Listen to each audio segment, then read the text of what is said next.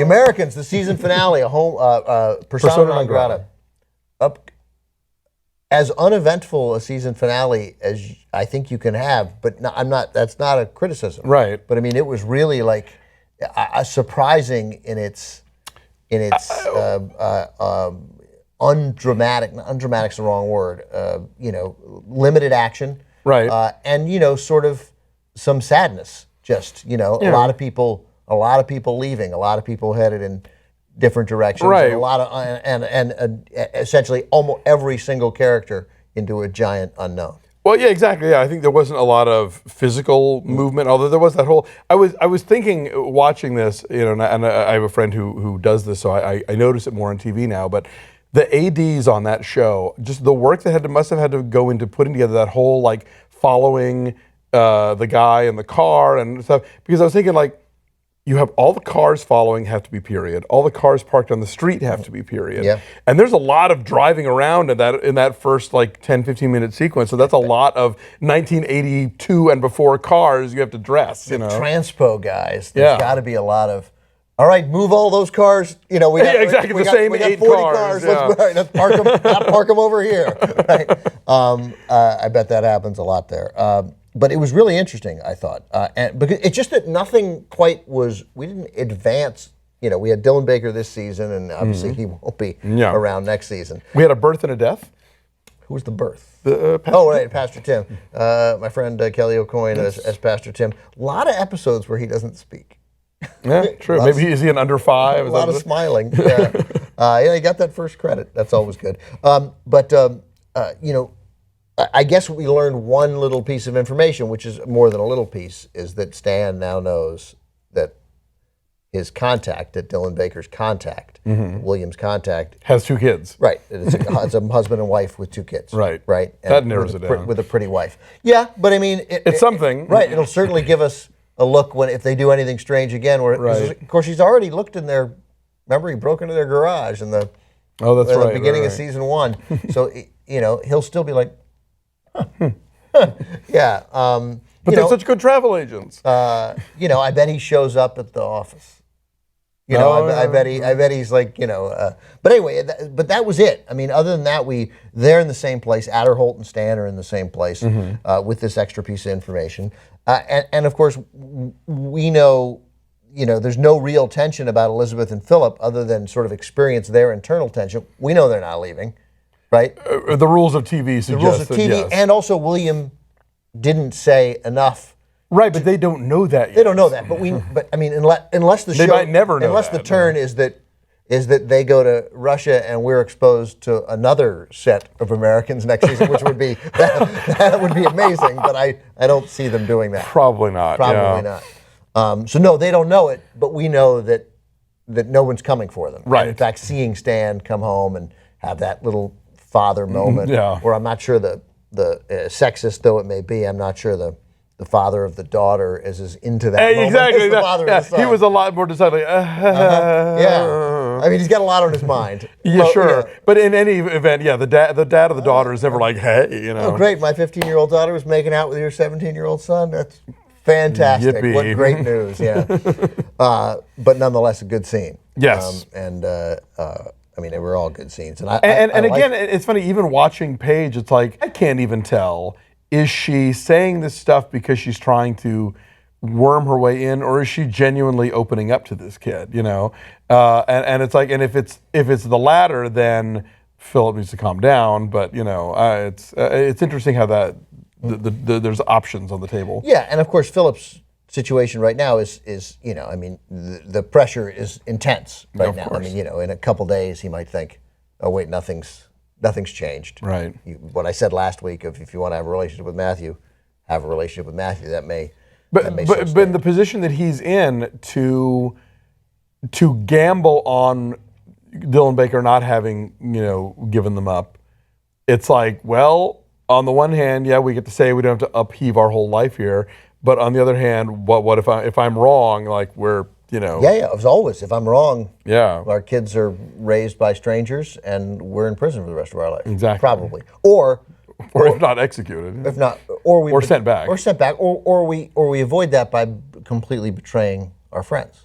right? Right. You know, and that's always the option is that, you know, you can't just, you know, I think I probably flippantly said, you know, why don't they just go to the FBI and say, you put us in the witness protection program, here's our situation.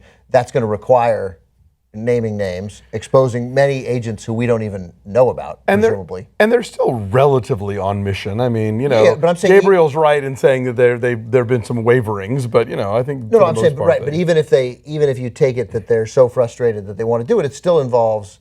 Great, I can be free, but I'm going to send my friend Alonso to prison for the rest of his life. That's a difficult. Sure, yeah. It's a difficult choice to make. Do we think Frank Langella was totally honest in that situation? I mean, it seemed strange. Like, well, I think the world's closing in on you. You should probably go home. Up to you. Well, and the TV walk off. I suspect that he's probably more inclined to play it safe.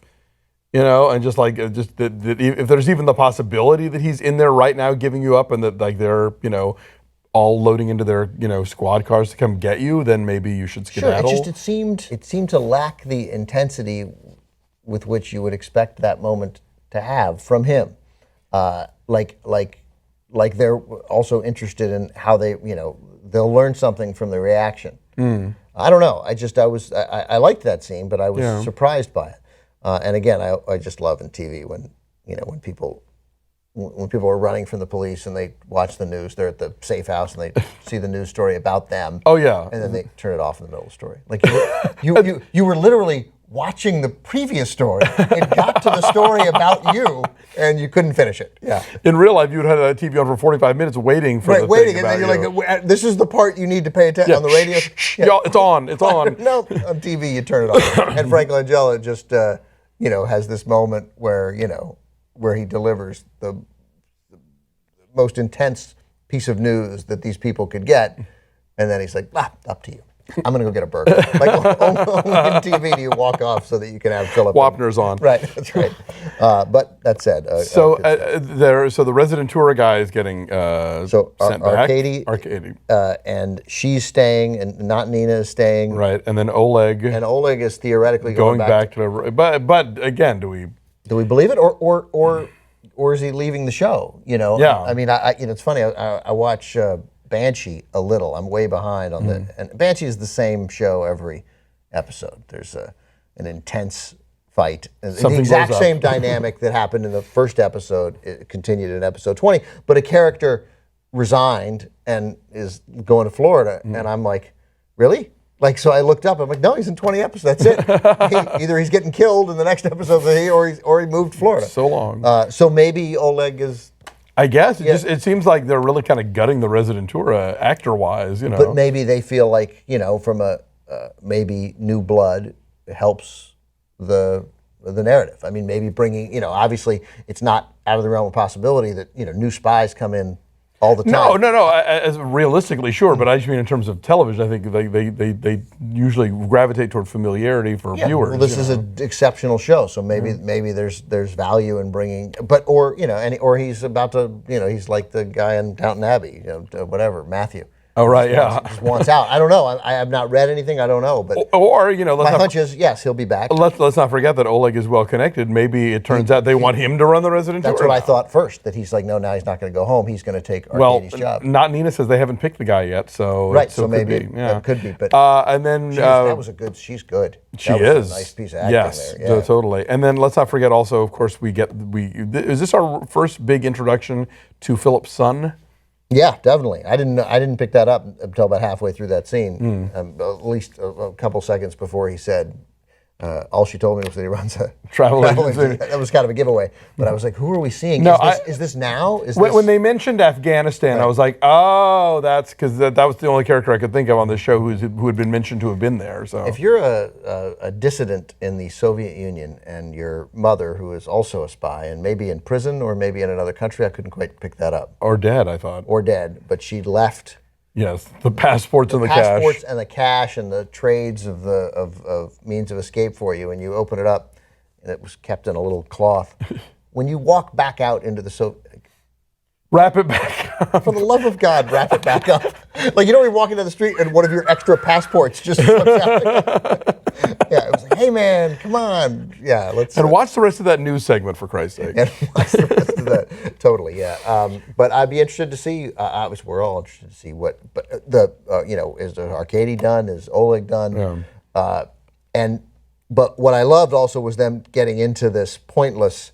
Oh yeah, well, we found out that you're spying and you're breaking the treaty, which of course we're obviously already breaking too. We're both telling the same lie. Right. That we only want it to. But we're just ourselves. making remedies And they're like, yeah, well, this is how mad we're going to be. You killed Agent Gaad, which all these things, and be like, so you have to leave. Like they're going to replace him. The guy who replaces him is not going to be more principled and not a spy. The Soviet Union is going to send another spy. No more McDonald's for you, mister. Right, like and that happened all the time in the 80s. The expulsion of this, and then of course they would respond and they would throw out our cultural attaché, and then and ours would be like, whatever. I get to go home. Exactly. I hate it here. Anyway, great stuff. The show will be missed for these ensuing whatever it is. Yeah, I guess 40 weeks. It'll come back in March or 9 something. 9 months, something like that. Probably March. Although they have choices. These are not true. Not like the old days. They don't have to start in September. They can do whatever the hell they want. Yeah, but probably at least March. Just extraordinary season. The show just keeps getting better, and I think that I've been saying it. I think having an endpoint is really going to let them just craft 2 extraordinary seasons where they really get to lay out the whole thing and know exactly where they're going to go and what the highs and the lows are going to be. And I'm very excited to see how it all comes out. And if you'd given people 12-1 odds of Pastor Tim surviving the season, I mean, you could have cashed in big time. Alive, and so is the baby. Who That's knew? right. Alive and a growing family, and seemingly well. All right, everybody. Thanks for watching.